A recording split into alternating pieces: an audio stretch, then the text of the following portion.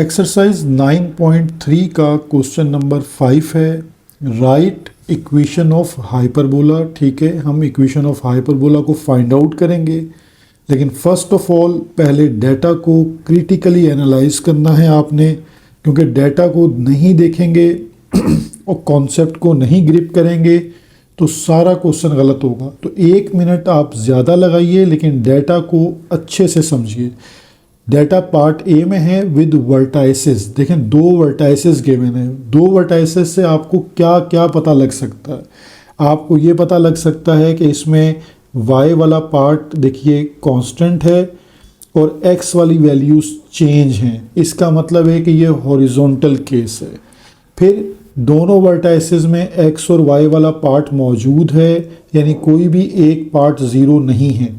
इसका मतलब है कि यहाँ सेंटर भी आएगा।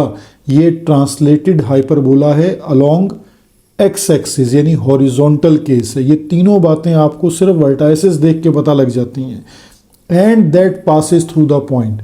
फिर एक पासिंग पॉइंट है जिसको हम पी पॉइंट कहते हैं। ठीक है, ये वो पी पॉइंट लेबल होता है जिसको x, y कहा जाता है कि वो आपका हाइपरबोला, वो कर्व जो है वो इस पॉइंट से गुजरता है। तो मैंने आपको समझाने के लिए एक रफ डायग्राम सी बनाई है जिसमें A1 आपको नज़र आ रहा है। ये एक पहला वर्टेक्स है, ये दूसरा वर्टेक्स है। ठीक है, दोनों हॉरिजॉन्टल नज़र आ रहे हैं, तो इसलिए हमें यहाँ क्लियर हो गई बात कि ये हमारे पास हॉरिजॉन्टल केस है। ठीक है, ये हमने माइंड में सेट कर लिया कि ये हॉरिजॉन्टल केस है ताकि फार्मूला गलत यूज़ ना हो। एक ये वाली बात आपको जहन में रखनी है। दूसरी बात, इन दोनों आपके पास वर्टाइसेस के मिड में आपको क्या मिलेगा? Centre C। और वो क्या होता है? Mid point. यानी जो ये C है, यानी जो सेंटर है, ये दूसरी बात आपको याद रखनी है, centre is a mid point. Mid point of A1 and A2। ठीक है, ये दूसरी बात आपको याद रखनी है कि सेंटर भी मिल जाएगा। ये ट्रांसलेटेड केस है। ठीक है, अब आपके पास एक तीसरी बात आपको याद ये रखनी है कि इस A1 वर्टाइसेस का जर्नल फार्मूला क्या होता है? H plus A, K। और दूसरे वाले के लिए फार्मूला क्या होता है? H minus A, K। ठीक है, ये तीसरी बात आपको याद रखनी है। तो ये जब 3 बातें आपको याद हैं तो अब आपके लिए क्वेश्चन कोई मुश्किल नहीं रहेगा। लेकिन पहला पॉइंट हमारे पास क्या है? सेंटर फाइंड आउट करना। वो आपको मिड पॉइंट के फार्मूला से मिलता है। जब आप A1 और A2 पर मिड पॉइंट फार्मूला अप्लाई करते हैं तो ये हमारे पास सेंटर के पॉइंट्स हमें मिल गए, जहाँ H की वैल्यू आपके पास क्या बन जाती है? -1। और एंड जो K की वैल्यू है वो आपके पास आ जाती है -2। ठीक है, ये आपके पास सेंटर के points through mid point formula आ गए। नेक्स्ट जो मैंने आपको बताया कि आपके पास वर्टाइसेस का जो जर्नल फॉर्म लिखा है, ठीक है, आप इन्हें कंपेयर कर सकते हैं, यानी इस वाले को A1 के साथ और इस वाले को A2 के साथ। अब आपकी मर्ज़ी, आप कौन सा वाला पार्ट कंसीडर करते हैं। मैंने ये देखें फ्रॉम वर्टाइसेस पे चले गए और A1 वाले को हमने कंपेयर कर लेना है। A1 है हमारे पास general form H plus A, K equal to -2, तो जिसमें आपके पास H की वैल्यू आपको देखेंगे -1 मौजूद है आपके पास, -1 प्लस A, और K की वैल्यू है -2। तो अब आपके पास -1 प्लस A, ठीक है, इस वैल्यू को आप अपनी इस वैल्यू 2 के साथ क्या कर सकते हैं? इक्वेट करा सकते हैं ताकि A की वैल्यू मिल जाए। तो देखें, -1 प्लस A इक्वल टू 2 को जब हमने इक्वेट कराया तो हमें A की वैल्यू मिल गई 3 और A² हमारे पास आ जाएगा 9। तो यहाँ से A की वैल्यू यानी A² की वैल्यू आ गई। आपको H पता है, K पता है, A² पता है, और आपको ये पता है कि ये हॉरिजॉन्टल केस है। तो हॉरिजॉन्टल जो रिक्वायर्ड हाइपरबोला है, मैंने अब उसकी जर्नल इक्वेशन नंबर 1 करके लिख ली है। अब आप उसमें वैल्यूज़ को पुट कीजिए। देखें, H की वैल्यू -1 थी तो ये -+1 हो जाएगा। K की वैल्यू -2 थी तो वो -+2 हो जाएगा। A² की वैल्यू आपके पास 9 मौजूद है। आपको B² अननोन है, इसीलिए उन्होंने एक गिवन पॉइंट दिया है, पासिंग पॉइंट x, y, कि अब आप x और y को पुट करें ताकि पहले B आ जाए और दोबारा इक्वेशन नंबर 2 में आप B² को सब्सिट्यूट करेंगे तो इक्वेशन रेडी हो जाएगी। ठीक है, अब हम इसकी वैल्यू को इक्वेशन नंबर 2 में पुट करके सॉल्व करते हैं। यानी x की जगह पे हमारे पास आ जाएगा 5 + 1 whole square divided by 9। y है हमारे पास 1 + 2 whole square divided by b square equal to 1। अब 5 + 1 होता है आपके पास 6 स्क्वायर है 36/9 माइनस 1 + 2 3 स्क्वायर हो जाएगा 9/b स्क्वायर इक्वल टू 1। ठीक है, अब हम इस तरह कर देते हैं कि 36 - 9 एज इट इज़ और 1 को यहाँ शिफ्ट कर देते हैं -1 और ये जो 9/b स्क्वायर है इसको राइट वर्ड शिफ्ट कर देते हैं। ठीक है, अब हम इसका एलसीएम ले लेते हैं 36 - 9 डिवाइडेड बाय 9/b स्क्वायर। तो 36 - 9 जो है वो 27 और 27 डिवाइडेड बाय 9 हो जाएगा 3 और ये हो जाएगा 9/b स्क्वायर। अब आप इन दोनों की जगह को चेंज कर दीजिए तो ये आपके पास बन जाएगी value b square equal to 9/3 then 9/3 equal to 3। तो b स्क्वायर इक्वल टू 3, ये हमारे पास b स्क्वायर की वैल्यू आ गई। अब इक्वेशन नंबर 2 देखें, मैंने लिख के रखी हुई है आपके लिए कि ये हमारे पास थी जिसमें सिर्फ b स्क्वायर हमारे पास अननोन था। तो अब आप b स्क्वायर को रिप्लेस करेंगे तो आपकी इक्वेशन रिक्वायर्ड इक्वेशन बन जाएगी। फिर अब आप इसमें x और y की वैल्यू पुट नहीं करेंगे तो ये y + 2 होल स्क्वायर और b स्क्वायर की जगह पे आपके पास आ गया 3 इक्वल टू 1। अब ये हमारी रिक्वायर्ड इक्वेशन है जो हमारे पास इंफॉर्मेशन गिवन थी।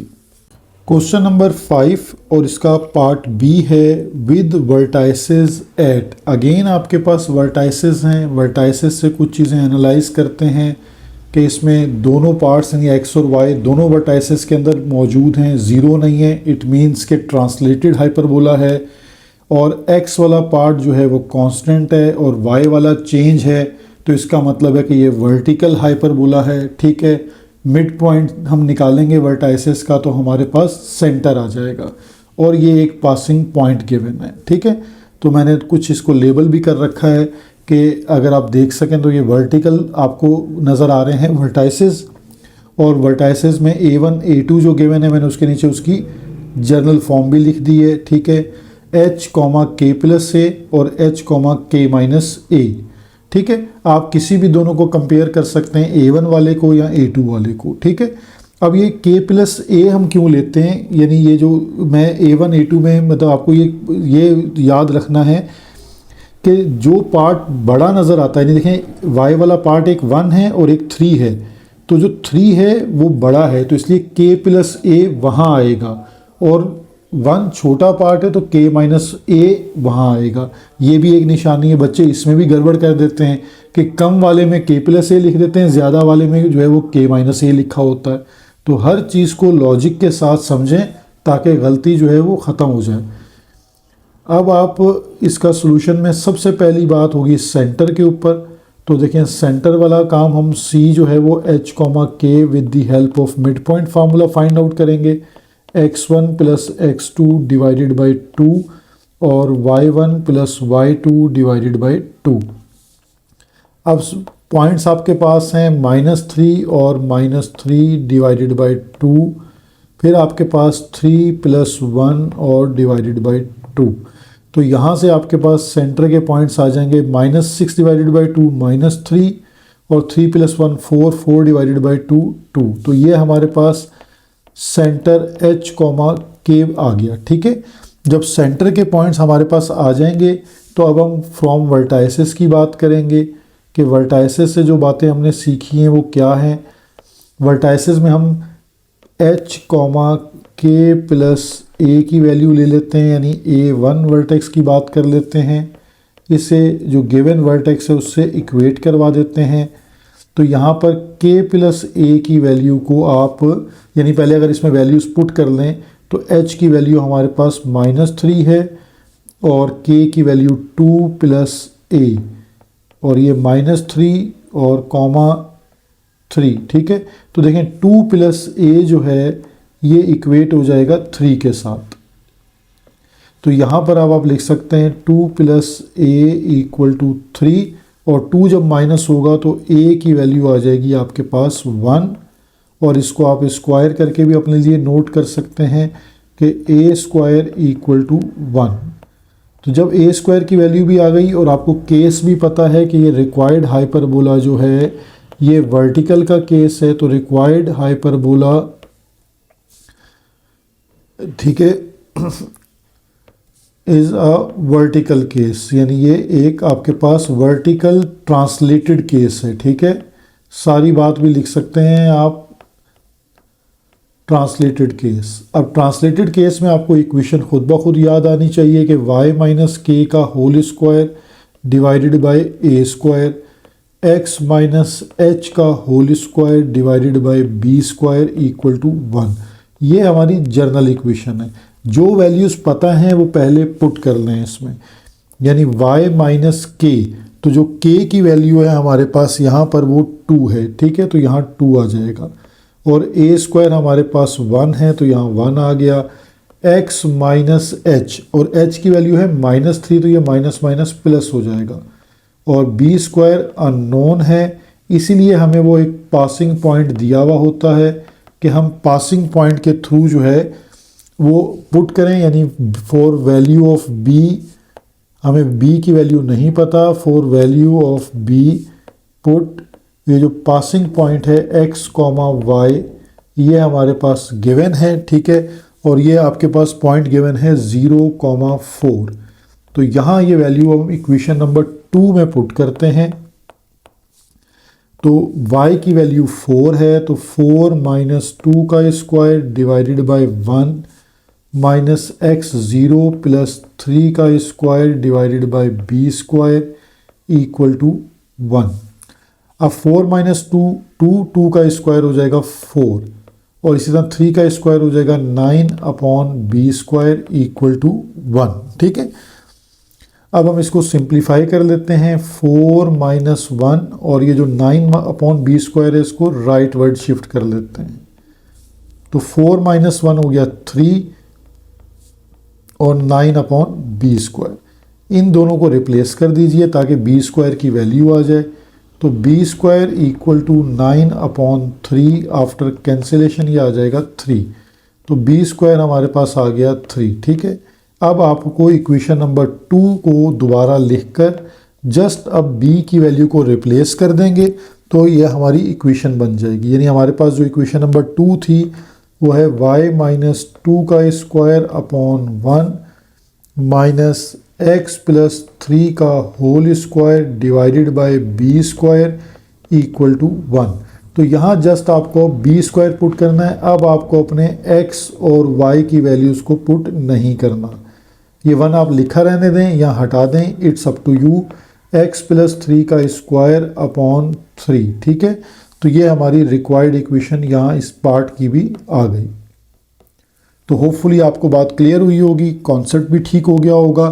साथ साथ मुझे अपना फीडबैक देते रहें। ठीक है, थैंक यू।